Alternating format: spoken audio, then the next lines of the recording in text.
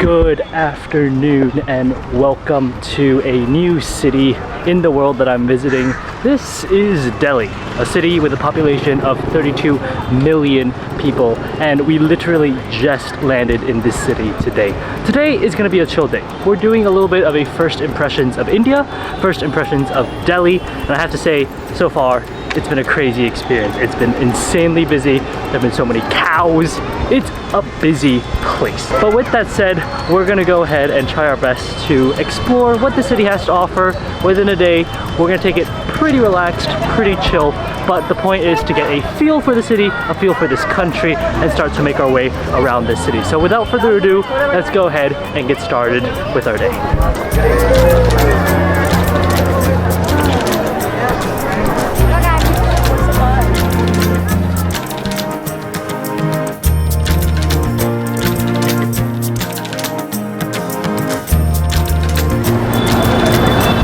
We've started our day here in Delhi with a very massive monument. If you look at that building right behind me, that's where we're heading to, and if you look carefully enough, it kind of looks like a flower, specifically the lotus flower.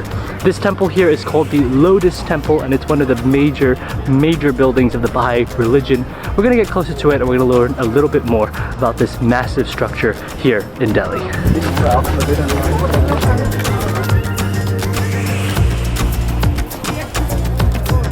We are currently in line to get inside the Baha'i house of worship. But as we're here, I thought it might be interesting just to tell you a little bit more about this house of worship and the Baha'i faith.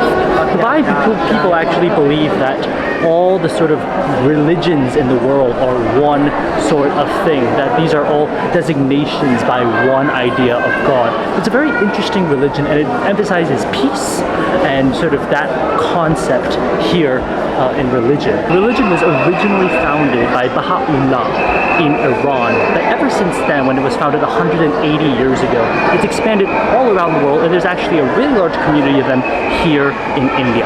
Now, the architect for this Baha'i house of worship went around all the states of India and found that the Lotus Temple was a great symbol for what the Baha'i faith is supposed to be and of this country, which is why the temple is built in a lotus shape.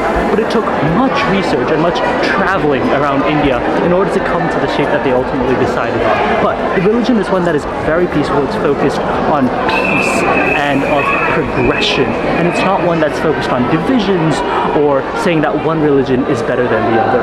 All religions to the Baha'i people are one concept, one unitary, peaceful idea, and that's what makes the religion one of the most peaceful in the world. But with that, I think we're getting up to the top, and we're actually going to get a chance to enter the temple.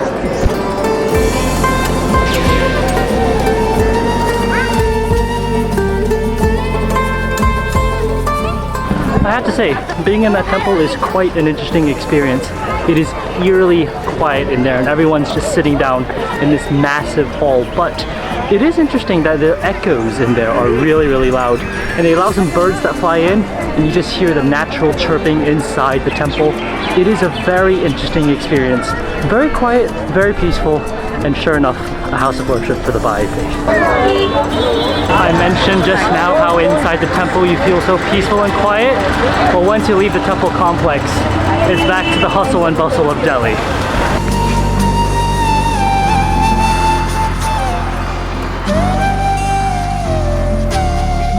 We just got on our first e-rickshaw ride here in Delhi, and this is definitely the way to get around Delhi.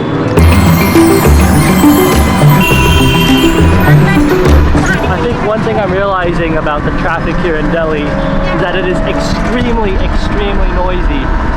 Everyone honks, and everyone has no consideration for noise pollution or keeping things quiet.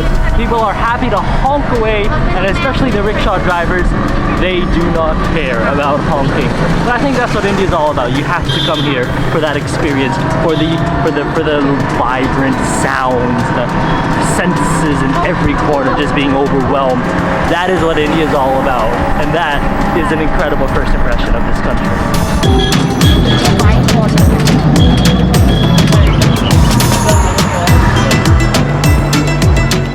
And this is what an Indian mall looks like. A daily afternoon, people walking around multiple different floors, suits that you can buy, clothes that you can buy. We've got a little store here selling some chaat, which are traditional Indian snacks.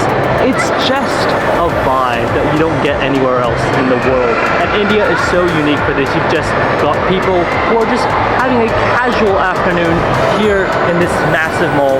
That's just the way it's done. That's the way life works here. And that's the way normal daily people in Rohini spend their time. They come around. In fact, I think there's actually a movie theater on the top floor. There's a resto bar. That's how you spend your time here in Delhi. So many people getting snacks over there. It is a crazy line. I think snacking and having little corner bites is like the classic Indian pastime here. You come to a mall, you get some nice snacks. Look at all these happy customers lined up for the delicious food on offer inside an Indian mall. And literally the moment you leave an Indian mall, the heat from outside attacks you. It's like you all of a sudden enter an insanely warm sauna. And literally, oh my goodness, Momo stand, you've got fruit juices over there, you've got someone selling something over there, I don't know what's going on, and a very loud crying baby. But the point here is that once you get out, you're back in the lively hustle and bustle of Delhi, you're back in the heat of Delhi, and we're actually in the late afternoon now. The sun is slowly setting over there, but I think we've got one more stop to make here in Delhi, and we're gonna do it with the way the locals travel, by rickshaw.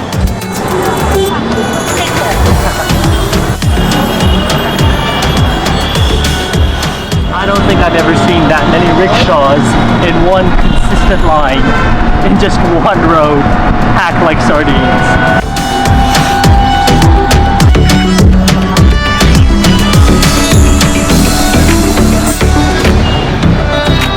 The appeal of riding on a rickshaw in India will never cease to amaze me. You can just hear all the noise and all the sound right behind me. That's what India is all about. And sometimes it's overwhelming, but when you're here for the first time, it is crazy, crazy of an experience. Our next stop for the evening here in Delhi is this temple here called Rickshaw Temple. We'll come to the one here in Rohini, but let's go up and I'll tell you a little more about it.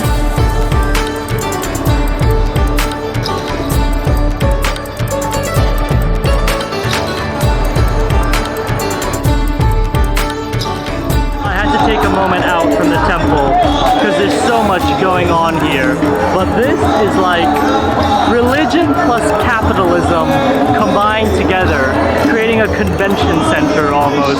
When you go to the very top, it's this massive, expansive area where all these people on a casual weekend have just come in and decided to sing and do their chants, and it doesn't seem like a temple. It really doesn't seem like a temple in a lot of ways. It feels like I'm at a convention center of a lot of people who are believing in this religion, but even downstairs they're selling ice cream and they're selling foods, and that usually you don't associate that with a temple, but in India it's so crazy that you can have a downstairs place selling ice cream and a temple right above it, and there's still a guy singing Hare Krishna right behind me, and it's almost like a weekend concert more than it actually is an actual temple song. It's just such a crazy experience. Religion is so normalized here in India into life, into weekends, into just average people's lives that everybody just comes here, and there's so many people on a Sunday afternoon. It's so weird and it's so insane, but for some reason it works here in India, and that's why such temples are just so interesting to visit.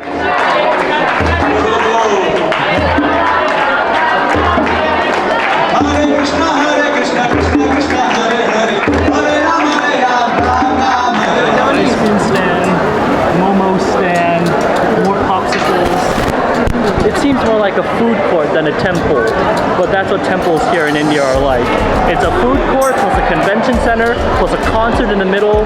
There's just nothing like it in this world. So, not only is it a food stand, but it's also a bakery. You can get cakes here at the temple. Never thought they would be breaking cakes here inside the temple. I've just come outside of the temple and I've met two guys here. It's Yesh and Aryan. And what I want to ask you is, why should people come and visit temples here in Delhi? So I think visiting temple is it's not just about visiting in India or in Delhi or in a particular place.